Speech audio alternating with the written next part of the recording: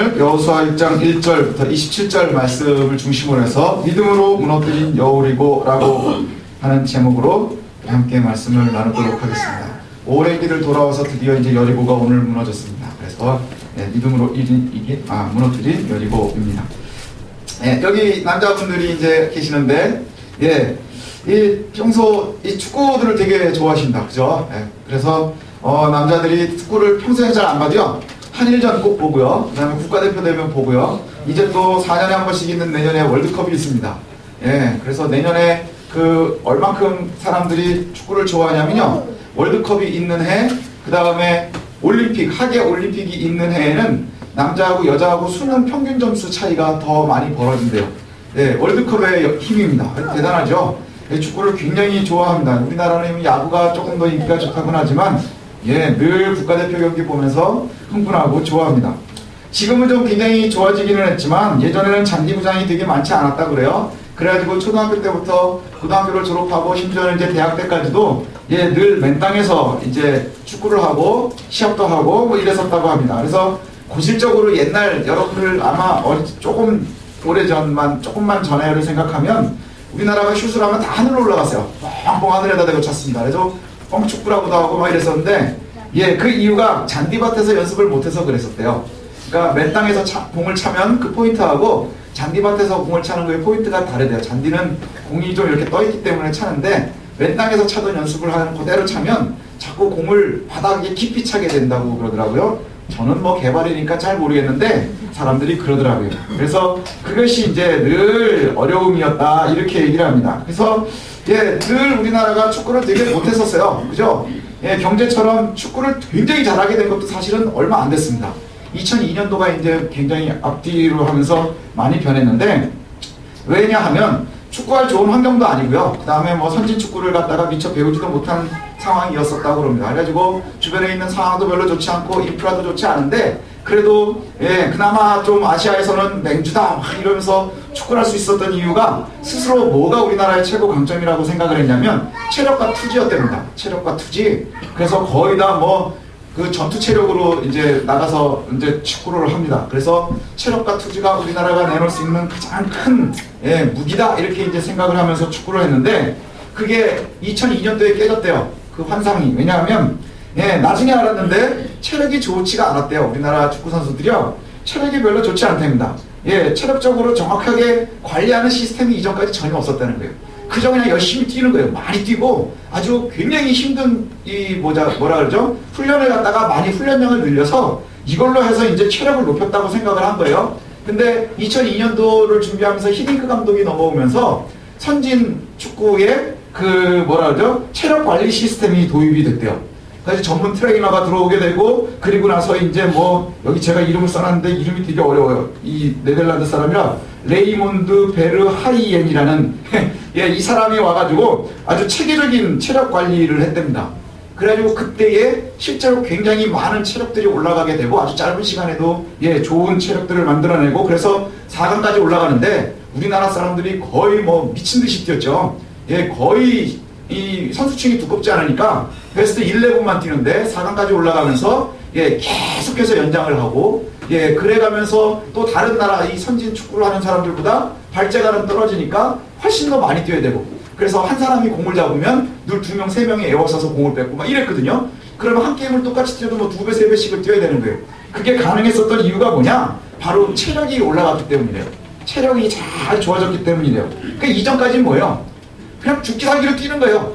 체력이 오지는 않은데 투지 하나 놓고 그 다음에 여러 가지 내가 이 태극기가 주는 그 무게, 이것을 놓고선 그냥 엄청나게 뛰는 거죠. 체력이 좋은 게 아니라 그냥 저 실력으로 뛰었다 이렇게 이제 얘기들을 하더라고요. 그러면서 그게 얼마나 중요한지를 맛본 홍명보 감독이 지금 국가대표거든요. 그래가지고 일본인 코치가 우리나라 국가대표에 처음으로 들어왔는데, 그게 누구냐 하면 결국은 체력 코치랍니다. 체력 코치. 3고초를 했대요. 이 상황이 안 되는 걸 겨우 가서 3번이나 머리를 조아리고 그리고 나서 데리고 왔답니다. 이 말씀을 처음에 우리가 얘기하는 이유가 뭐냐면 우리가 가끔 그럴 때 있어요. 내가 엄청나게 잘하는 줄 알고 있었는데 나중에 보니까 아니더라, 이런 거 있어요. 그죠? 나는 이게 내 최고의 강점인 줄 알았는데 나중에 보니까 이게 아니더라. 우리 부모님들도 아이들 볼 때 그렇거든요. 아, 우리 애는 이렇구나 라고 했는데 나중에 보니까 아니더라. 저희 어머니가 저한테 옛날에 그렇게 많이 하신 말이요. 너는 머리가 좋은데 노력을 안 해서 그렇다는 거예요. 아, 근데 저는 정말 머리가 정말 좋은 줄 알았거든요. 근데 나중에 고등학교 졸업할 때쯤 돼서 알았어요. 제가 IQ가 높지가 않더라고요. 예, 2자리예요. 아, 비참하죠. 예. 이런 표정이 늘 나와요. 근데 그래서 저도요, 제가 바본 줄 알고 굉장히 고민했었는데 그게 정상 범위예요. 정상 범위이긴 하더라고요. 근데 우리가 꼭 기억해야 될 것이 있습니다. 내가 세상에서 이기려면 이기려면 나를 알고 적을 알아야 된다 그러죠. 나를 알고 적을 알아야 우리가 승리할 수 있습니다. 근데 때로는요, 나를 잘 몰라요. 사람들이 적을 갖다가 분석하는 거에는 굉장히 예민하지만 나를 잘 모르는 경우들이 많습니다. 스스로를 잘 아는 것, 이것이 사회생활에서도 우리가 중요하겠지만 우리의 믿음 생활에서도 또 우리의 실생활에서도 굉장히 중요한 듯합니다. 이스라엘이 오늘 그렇습니다. 자기를 잘 아는 것이 중요한데 오늘 이제 요단을 건너가고 그 다음에 여리고와 싸워야 되는 사람들, 이 사람들이 자기를 너무나 잘 알았어요. 그래서 내가 하나님의 은혜로 살아가고 있다는 것을 잘 알고 있으니까 여리고 앞에서 할례도 행하고 유월절 축제도 벌리고 이런 일들이 가능했었죠. 이스라엘이 자기를 갖다가 잘 알아가기 시작하면서 점점 강해지는 거예요. 점점 강해지는데 정확하게 자기를 갖다가 알고 자기를 느끼고 하고 있습니다. 오늘 보니까 이스라엘과 여호수아가요, 스스로 처한 상황을 갖다가 아주 정확하게 알고 있습니다. 전쟁을 시작해야 되는데 상대방의 강점이 뭔지, 단점이 뭔지, 그리고 우리가 가지고 있는 능력이 어디쯤인지 이걸 잘 알고 있는 거예요. 가끔은 보면요, 가진 건 쥐뿔도 없는데 그게 강점인 줄 알고 있는 사람들 있거든요. 근데 계속해서 생각해보면 그것처럼 어리석은 게 없어요. 허무한 것을 가지고서 그것을 갖다가 내 가장 강점이라고 생각하는 거, 마치 체력이 없는데 체력이 있는 듯 하면서 그게 우리의 최고의 강점이라고 생각했었던 그 옛날 축구가 그렇게 고생을 한 이유가 거기에 있는 것 같습니다. 오늘 여리고를 앞에 두고 있는데 여리고 전쟁에서 가장 중요한 것은 뭐였느냐? 이스라엘의 가장 강점은 뭐냐? 하나님이 함께하고 계신다는 거예요. 하나님이 지금 우리 편이라는 게 가장 큰 강점이고요. 그 다음에 또 우리가 가질 수 있는, 그러면 그 강점을 최고로 끌어올릴 수 있는 것은 뭐냐? 철저하게 신뢰하는 거예요. 철저하게 신뢰하는 것입니다. 그래서 이 작전에서 가장 중요한 것은 뭐냐? 하나님을 철저하게 신뢰하는 거예요. 얼마만큼 철저하게 신뢰했느냐? 우리가 지난번에도 한번 이게 찾아봤었는데 아침이 일찍 일어나, 이것이 얼마나 그들이 기대하고 있었는지가 나오는 단어예요. 아침에 일찍 일어나, 이제 하나님께서 또 그 군대 장관을 통해서 어떻게 하면 여리고를 이길 수 있는지를 알려주셨습니다. 말도 안 되는 방향을 얘기하셨거든요. 너희가 한 바퀴씩 돌아라. 하루에 한 바퀴씩 돌고 그 다음에 일곱째 날에는 7바퀴를 돌아라. 그러면은 무너질 건데 그럼 너희가 이걸 갖다가 공격해서 너희에게 줄 것이다. 이렇게 말씀을 합니다. 말도 안 되는 상황이죠. 여러분 같은 그렇게 하라고 하겠습니까? 근데 기대감이 있는 거예요. 아침에 일찍이 일어나, 아브라함에게 하나님께서 이삭을 바치라고 했는데 우리 같으면 도망가겠죠. 근데 아브라함도 역시 그 다음날 아침에 일찍 일어나 모리아를 향합니다. 이게 그렇게 될 수 있었던 이유는 뭐예요? 하나님께서 이삭을 데려가지 않을 것을 믿고 있었기 때문이에요. 기대감이 있었던 거예요. 오늘도 마찬가지입니다. 말도 안 되는 상황이지만 이삭을 바치라는 거나 별반 다르지 않습니다. 여리고를 돌아라 그러는데 거기를 돌겠다고 아침에 일찍 일어나서 돌아갑니다. 뭘까요? 하나님을 기대하고 있는 거예요. 하나님께서 어떻게 일하실까? 그것을 갖다가 기대하고 철저하게 순종하고 있음입니다. 억지로 하는 사람들의 특징이 뭔 줄 아십니까? 버티다 막판에 들어가고 싶어 하는 거예요. 대표적인 게요, 제가 예비군 훈련을 갈 때 그래요. 예비군 훈련 이제 동에서 이렇게 받을 때가 있잖아요. 그러면은 가면은 예비군 동에서 이렇게 만나는데 이게요, 일찍 와가지고 총을 일찍 받은 사람은 일찍 반납하고 집에 가면 좋은데 총을 받으면 이렇게 총에서 이렇게 쫙 꺼내서 주니까 이걸 갖다가 다시 거꾸로 그대로 넣어야 된대요. 그러면 일찍 간 사람이 제일 늦게 반납을 하는 거예요. 그러니까 동사무소 밖에서요, 버팁니다. 끝까지. 지각 체크 안 되고 집으로 다시 돌려보내지 않을 때까지 그냥 버티는 거예요. 보면 그날 저녁에 한번 보십시오. 그 예비군 훈련 있는 날 보면요, 동사무소에서 모이는 날이면 그 밖에요, 군복 입고 있는 예비군들이요, 안 들어가고 그렇게 버텨요. 그렇게 버티다가 끝에 들어갑니다. 근데요, 저도 이제 버티다가 끝에 들어갔는데도 너무 일찍 받아요, 총을. 그러니까 정말 가기 싫은 거예요. 정말 가기 싫은 거예요. 근데 아침에 일찍 일어나서 간다? 이건 뭐냐? 정말 좋은 거예요. 정말 좋고 기대가 넘칠 때 하는 것이죠. 이 작전을 우리가 기억해야 될 게 뭐냐? 예, 얼마나 기대해야 되는지 하나님이 우리와 함께 하심에 대한 기대가 우리의 삶에서 끊어지지 말아야 돼요. 그 다음에 또 우리가 기억해야 될 것은 뭐냐? 저와 여러분들이요, 하나님이 우리와 함께 하신다고 하면 우리가 세상의 방법으로 승리하는 것이 아님을 알려주고 있어요. 뭐냐? 제일 앞에 나가는 게 누가 나가요? 우리가 전쟁을 하면요, 제일 앞에 나가는 사람들이요, 예, 제일 주력 부대가 나가게 돼 있습니다. 그죠? 예, 예비군들을 맨 앞에 내놓나요? 아니요, 그렇지 않습니다. 맨 앞에 나가는 거는요, 뭐 상륙작전을 하면 해병대가 가고, 그 다음에 맨 앞에 나가면 수색대대나 이런 부대가 가지요. 예, 타자치고 막 이러던 행정병이 맨 앞에 나가진 않아요. 그죠? 그럴 수 없는 거예요. 왜냐? 제일 정예 부대가 맨 앞에 갑니다. 가장 강력한 힘의 표시가 되기 때문에 그래요. 근데 오늘 여리고를 돌을 때에 모든 군대 중에 맨 앞에 있는 게 누구냐? 제사장들이 나아간다. 제사장들이 나아가요. 이 제사장들이 앞에 나아간다는 게 뭐예요? 결국 이 전쟁은 칼과 창과 방패에 있는 것이 아니라 하나님이 우리와 얼마나 밀접하게 우리와 함께하고 계시느냐 하는 데 있다 하는 거예요. 제사장들이 칼을 들고 나갔나요? 아니요, 어깨에다가 법궤를 메고 나갔습니다. 이 이스라엘에게 있어서의 법궤는요, 보이지 않는 하나님이 함께하고 있음에 대한 표시인 거예요. 이스라엘 사람들이 1km 정도를 떨어져가지고 이제 그 법궤를 보고 이렇게 요단을 건넜잖아요. 그때도 뭐라고 말씀하셨어요? 하나님께서 길을 나오는 것을 갖다가 너희가 보라. 너희가 볼 것이라. 이전까지 보지 못한 걸 너희가 볼 것이라. 그러니 오늘도 앞서 나아가고 있는 법궤를 보면서 뭘 느끼는 거예요? 하나님이 이 전쟁을 주관하고 이끌고 계시는구나. 이 전쟁 중에 우리와 함께 하실 것에 대해서 예, 전혀 의심이 없는 거예요. 하나님이 나와 함께 하시겠구나. 그래서 하나님이 이 전쟁을 수행하고 계시는구나. 하나님이 이 전쟁에 우리와 함께하고 계시는구나. 세상과는 다르지만 가장 강력한 무기를 우리가 가지고 있구나 하는 것을 보이시는 거예요. 예, 여러분들은 어떻습니까? 우리는 어떻습니까? 예, 하나님이 우리와 함께 하심에 대해서 얼마만큼 신뢰하는지, 그 다음 우리의 전쟁이 얼마나 하나님의 전쟁인지에 대해서 얼만큼 신뢰하는지를 모르겠습니다. 예, 법궤가 나아가요. 그게 하나님의 전쟁입니다. 하나님이 우리와 함께 하심에 대한 증거인 거예요. 근데요, 말씀을 준비하다가 보니까 예, 오늘 이 여리고 성과 좀 다른 이야기가 성경에도 나옵니다. 뭐냐 하면요, 뒤에 사무엘에 가면, 사무엘상에 가면 예, 엘리 제사장 때에 블레셋과 전쟁을 하거든요. 블레셋과 전쟁을 하는데 에베네셀에서 전쟁을 치르는데 그곳에서 전쟁을 치르면서 블레셋에게 이스라엘이 대패를 합니다. 그래서 한 3,000명이 죽었어요. 그리고는 막 도망왔거든요. 그래서 전체에 한 번 졌어요. 그랬더니 그 에베네셀에서 한 3,000명, 4,000명이 전설하고 막 돌아왔는데, 돌아와가지고 이제 장로들이 막 놀래가지고 이제 그 지도자들이 뭘 하느냐? 야, 우리가 어떻게 질 수 있느냐? 블레셋에게 왜 질 수 있겠느냐? 고민을 하다가 한 방법이 뭐냐면, 야, 실로에 있는 언약궤를 가지고 오자. 예, 하나님이 이 전쟁에 참여를 하셔야 된다. 그래가지고는 언약궤를 가지고 와가지고요, 그 언약궤를 가지고 나아가서 전쟁을 치렀어요. 그랬으면 이겨야 되는데 그 전쟁의 결과가 어땠느냐? 처음에 그냥 싸웠을 때는 4,000명이 죽었는데 법궤를 가지고 나아가서 싸워가지고요 30,000명이 죽었어요. 그리고는 법궤도 뺏겨버렸어요.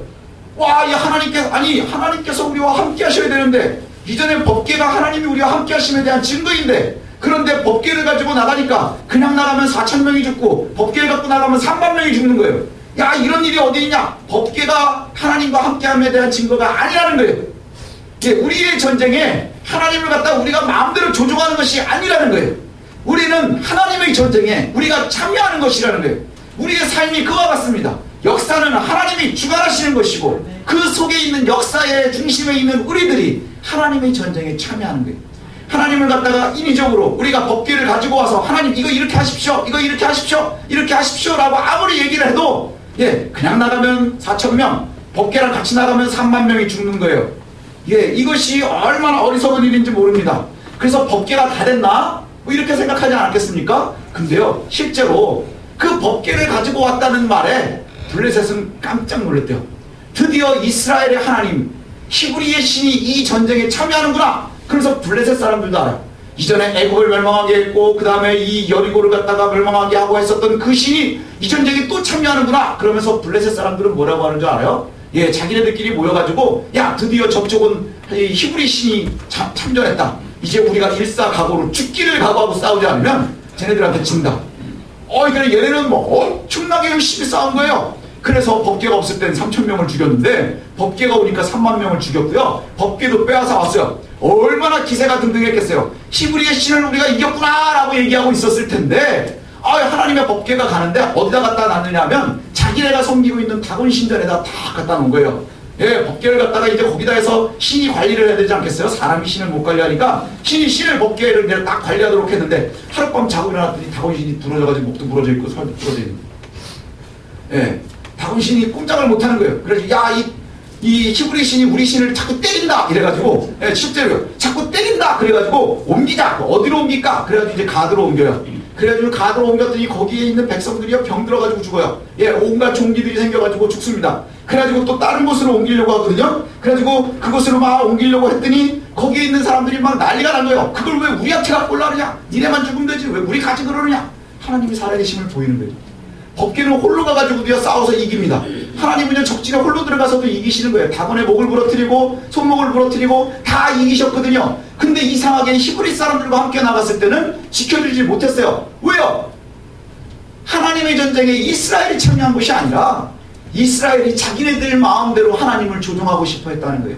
혹 우리의 믿음이 그와 같다고 하면 그냥 나가는 게 나아요. 왜냐? 3천만 죽는 게 나아요. 같이 나가면 4천만 죽는 게 나아요. 같이 나가면 3만이 죽어요. 근데 이 자리가 어떤 자리인 줄 아십니까? 전쟁에서 졌었던 자리의 이름이 에베네셀이에요. 신원 에베네셀이 아니고요. 에베네셀. 예, 뭐예요? 하나님이 여기까지 지키셨다 하는 뜻이에요. 하나님이 여기까지 지키셨다. 예, 그래가지고 전쟁을 계속해서 지고 있었습니다. 막 지는 거예요. 계속 지는 거예요. 그때에 예, 바람과 같이 주인공이 한 명이 나타나는데 그게 누구냐? 사무엘이에요. 그래서 우리가 잘 아는 것처럼 사무엘이 블레셋이 계속 이기니까 미스바로 모읍니다. 사람들을 다 모았어요. 미스바로 다 모아가지고 거기서 뭐 하느냐? 집회를 해요.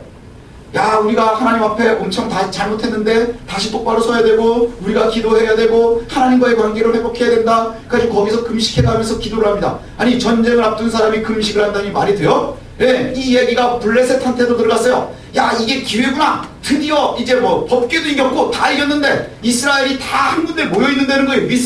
미스바에 모여있으면 야, 이제 여기만 치면 이스라엘을 우리가 가지는 거예요. 그래서 신이 나서 갔습니다. 그랬는데 그 미스바에서 창과 모든 것을 내려놓고 하나님 앞에 기도하고 있었는데 블레셋이 쳐들어올 때 하나님께서 우레를 보내셨어요.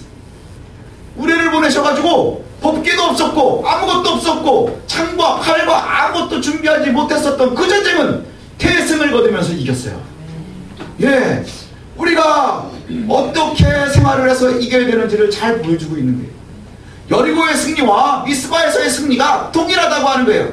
똑같은 에베네셀이었어요. 그리고 나서는 사무엘은 그 에베네셀에다가 잘 돌을 쌓아놓고 이름을 정합니다. 이곳까지 하나님께서 우리를 도우셨다. 동일한 장소예요. 법궤를 빼앗긴 곳이나 하나님께서 역사하신 곳이나 우리가요 잘 기억해야 되는 것이 뭐냐? 우리의 주변에 있는 상황들이 바뀌어서 내가 바뀌는 것이 아니라 나와 하나님의 관계가 주장하신다고 하는 거예요. 똑같은 장소에 똑같은 사람들이 싸웠고 그 대상도 다르지 않았어요. 지금 이 블레셋과의 전쟁이 끊어지지 않고 끊임없이 전투를 치르고 있는데 동일한 전쟁 안에 여러 가지 전투 중에 어떤 전투는 내가 그냥 나가서 4천이 죽고 어떤 전투는 하나님의 법궤를 갖고 나가서 3만이 죽고 어떤 데는 전쟁을 하지 않고 기도만 하고 있었는데 하나님이 이기게 하시더라 하는 거예요. 과연 어떤 전쟁에 하나님이 함께 하신 것이겠느냐 하는 거예요. 하나님의 법궤가 아니라 우리가 눈에 보이는 하나님을 움직이고 싶어하는 게 아니라 내가 하나님을 신뢰하고 따라가는 거예요. 내가 하나님을 신뢰하고 따라가는 것, 여기에서부터 우리가 스스로 이길 수 있음을 알려주고 있는 것이죠. 예, 하나님의 살아계심을 갖다가 하나님께서 스스로 증명하십니다. 하나님의 손이 짧아서도 아니라 이렇게 얘기하죠. 하나님 듣지 못해서도 아닌 거예요. 예, 뭐냐? 하나님의 시기에 하나님의 방법으로 이기게 하시는 거예요. 우리가 점점 힘든 전쟁일수록 어떻게 해야 되는 거예요? 결국에는 우리가 칼을 갈고 창을 세우고 방패를 닦는 것이 아니라 하나님과의 관계를 설정하는 거예요. 다시금 우리가 하나님의 관계를 바라보는 거예요. 왜요? 우리의 전쟁이 하나님께 속기 때문에요.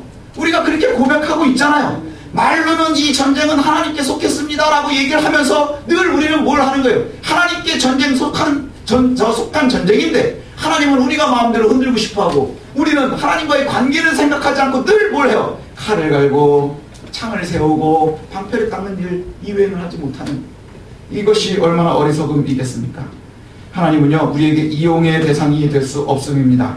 하나님은 우리에게 절대적으로 순종의 대상일 뿐인 거예요. 네, 우리가 할 수 있는 것은 바로 그것이야. 전쟁은 하나님께 속해 있기 때문입니다. 그러니 우리의 순종이 가장 강력한 우리의 무기가 되어질 줄로 압니다. 하루에 한 번씩 6일을 돌았어요. 이것도 쉽지 않은 일이에요. 아무 말도 하지 말고 돌으래요. 예, 우리 교회 세율이는 힘들 거예요. 예, 저도 좀 힘든 편이고요. 제가 볼 때는 누가 이렇게 돌으라 그러면 돌 수 있느냐 하니까, 애기들은 또 소리를 내니까 안 되고, 서율이 정도? 서율이도 한 1년 더 크면 힘들지도 모르겠어요. 예, 계속 돌을 낸다. 아무 소리도 하지 말고 그냥 돌을 해요. 마지막 7째 날에는, 예, 앞서 있었던 제사장들이 양각 나팔을 불면 그때의 그 소리를 듣고 한 번에 소리를 지르랍니다. 그 함성 소리와 함께 여리고가 무너질 것이고 너희는 바로 앞에 있는 성으로 올라가래요. 앞에 있는 성으로 올라가래요. 그러면 너희가 이길 것이라. 이것을 보면서 그런 생각이 들었어요. 참 긴장감 없는 전쟁. 그렇지 않나요? 참 긴장감이 없는 전쟁이, 전쟁에서 성을 갖다가 딱 이기려면요, 그래도 밧줄도 좀 올리고, 중국 영화 보면 그 왜 이 사다리 앞에 든 사람이 막 뛰어가면 탁탁탁 올라가가지고 막, 그리고 올라가서 위에서 있는 사람들이 좀 쳐주고, 그리고 뒤로 올라가고 이래야 뭔가 긴장감이 있는데, 여기에 보면 뭐라고 하느냐, 예, 양각나팔을 불면 그냥 너희도 소리를 지르고 무너지면 들어가래요. 뭐 이런 전쟁이 다 있어요. 무너지면 들어가래요. 예, 그렇게 해서 들어가면 됩니다. 이 말씀을 보면서 우리가 생각해야 되는 건 뭐냐? 전쟁이 아니라 추수예요. 추수가 뭐예요? 걷어들이는 거예요. 추수감사절 때 우리가 왜 추수감사절이 좋습니까? 하나님 우리에게 주시는 걸 우리가 걷어들이는 걸 추수라고 하는 거예요. 전쟁은 나도 나가서 싸워야 되고 막 힘들지만, 추수는 뭐냐? 하나님이 이겨놓으신 걸 우리가 그냥 가서 거두면 되는 거예요. 마치 40년 동안 광야에서 만나가 깔리면 나가 거두면 되는 것처럼, 그와 같이 그냥 하나님께서 이끌어 놓으시는 걸 그냥 가면 되는 거예요. 추수는 위험이 아니라 기쁨인 거예요. 그 추수를 우리가 원하면 그 이전에 뭐가 있어야 되는 거예요? 돌 수 있는 믿음이 있어야 되는 거예요. 아무 말도 하지 않고 불평불만도 없이 그저 돌을 수 있는 믿음의 결과, 그것이 뭐냐? 그 결과가 바로 추수가 되어진단 말이에요. 여리고는 전쟁으로 승리해서 거둔 게 아니라 추수해서 거둔 성이에요. 추수해서 거둔 성입니다.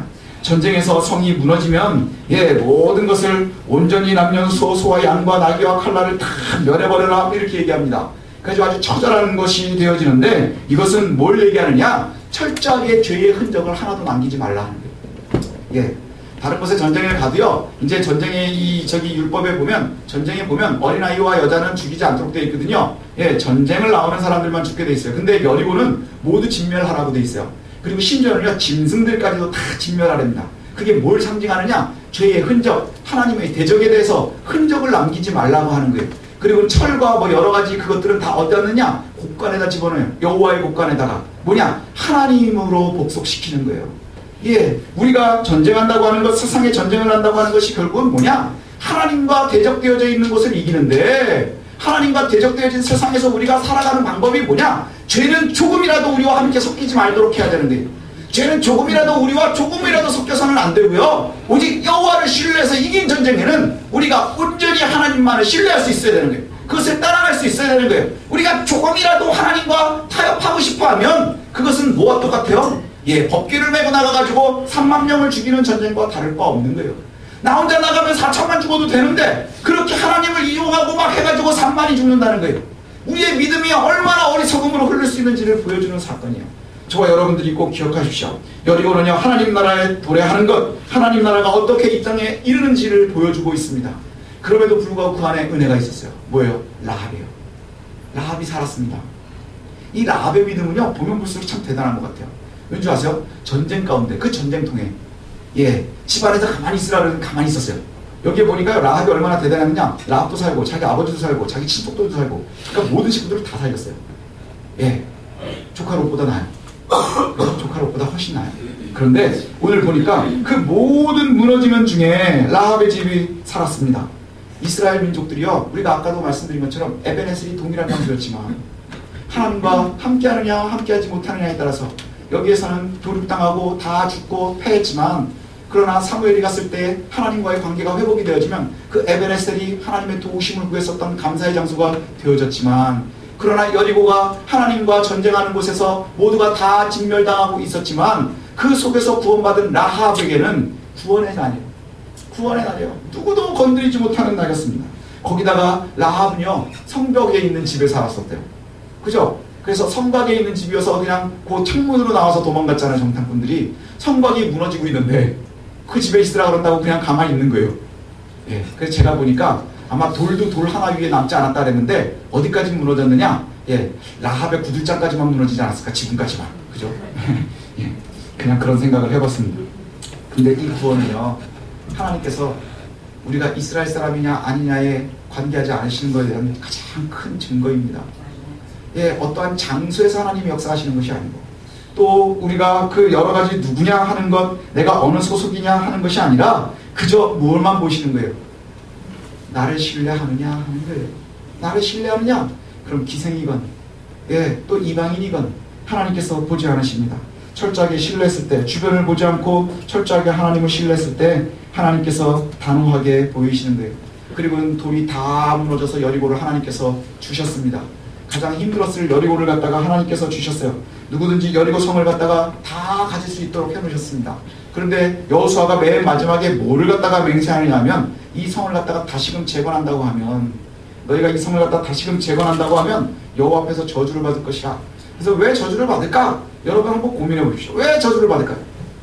이거는 상징이 굉장히 큰 상징이에요. 뭐냐? 하나님의 은혜가 있는 곳마다 돌무더기를 쌓아놨다 그랬어요. 이스라엘의 돌무더기. 그래서 요단을 건널 때도 돌 각 지파가 하나씩 해서 12개를 길갈에다 쌓아놓고 이것이 무엇입니까? 라고 나중에 애들이 물어보면 하나님께서 홍해를 걸으시고 요단도 걸으시고 그거에 대한 증명이다. 그러니 너희들이 하나님을 잘 섬겼으면 좋겠다. 라고 자손들에게 가르치라 그랬죠. 여리고가 무너진 건 뭐예요? 그거보다 훨씬 더 큰 돌무더기가 되어지는 거예요. 이 돌무더기를 치우지 말아야 되는 거예요. 예, 여리고에게는, 여리고 죄악의 입장에서는 무너진 패배의 흔적이지만, 여리고 돌무더기가 그냥 보기에 흉물스러울 수도 있지만, 이스라엘이 바라볼 땐 하나님의 전쟁에 우리가 함께 했었고 얼마나 큰 대승을 했었는지를 갖다가 보여주는 거예요. 그래서 이 돌은 치우면 안 되는 거예요. 가장 강력한 돌무더기 무덤이 되는 거예요. 이거를 볼 때 뭐라고 해야 되겠어요? 나중에 이걸 갖다가 여리고가 되게 좋은 자리거든요.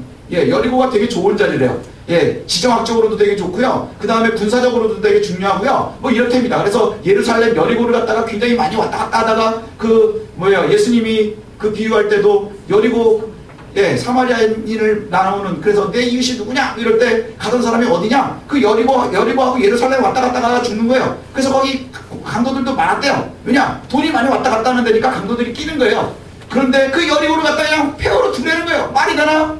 이 부동산업자들이 보면 이게 말이 안 되는 얘기예요. 이 나라를 갖다가 관리하는 사람들이 봐도 말이 안 되는 얘기예요. 여기는 빨리 재건을 해야 되는 거예요. 그런데 돌무더기를 그냥 두는 것 자체가 이미 믿음의 표시가 되는 거예요. 건들지 말라는 거예요. 그냥 이걸 봐야 되기 때문에, 이게 하나님의 흔적이기 때문인 거예요. 우리가 생각하기에는 내 이득을 위해서는 이걸 빨리 다시 재건하는 것이 좋겠지만, 그러나 이것을 재건하지 않고 두는 것은 우리가 겉으로 볼 때는 재정적으로도 손해일 수 있어요. 아니면 미관적으로도 손해일 수 있어요. 그러나 이것이 되게 세련되지 못한 모습일 수도 있어요. 그러나 하나님이 우리와 함께하고 있음에 대한 증거로 남아있는 거예요. 이것이 얼마나 큰지 몰라요. 근데 이 증거를 니네가 만약에 없애려고 한다, 마음을 먹으면 첫째 아들이 죽는데요. 그죠? 여기에 보니까 주춧돌을 딱 세우면, 그러면 첫째 아들이 죽는데요. 주춧돌 세우는 게 뭐예요? 이제 공사를 시작하는 거예요. 네가 시작하면 첫 번째 아들 죽을 거야. 첫째 아들이 죽는 이유는 뭐예요? 내가 대가 끊긴다는 얘기예요. 예, 이스라엘에게 있어서, 예, 제일 중요한 게 뭐예요? 하나님께서 후손을 주시는 거예요. 그런데 네가 대가 끊어지는 거예요. 그러면 이스라엘은요, 첫째 아들이 죽어도 대가 끊어지지 않습니다. 왜냐? 둘째 아들이 이어받고 셋째 아들이 이어받고 막 합니다. 예, 내가 죽으면 내가 또 하지 계속 하는 거예요. 예, 계속해서 짓다가, 그래 접어 나중에 문은 맨 마지막에 달거든요. 문을 딱 다는 순간에 내 막내 아들도 죽는다는 거예요. 뭐예요? 네 대가 완전히 씨가 마른다는 얘기예요. 하나님께서 너를 철저하게 진멸하겠다는 얘기예요.